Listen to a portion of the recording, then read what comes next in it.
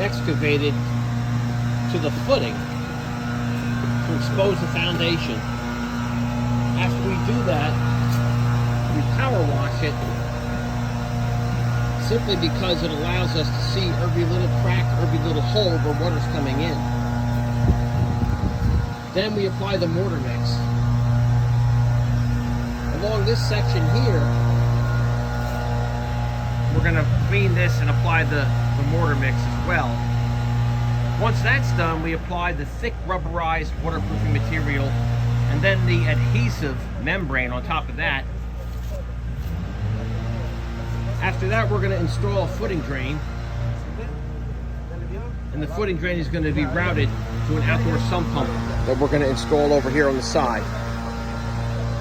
But on this particular job, it's approximately 100 linear feet.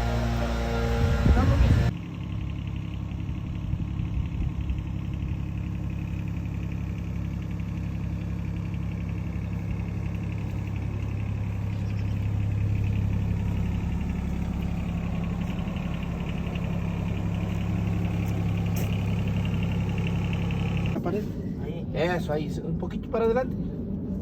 Ahí está, ¿sí ves? Ahí cóstale en el filo. Ahí no, aquí. Eso, ahí costa. There's a lot of pictures. And there's your footing drain.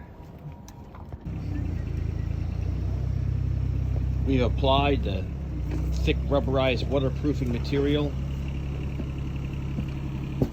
the Subseal 40 protection boards, installed the footing drain,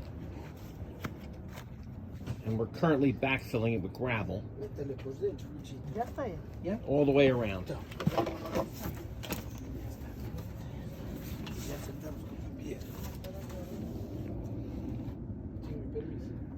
The foundation has been structurally repaired and waterproofed.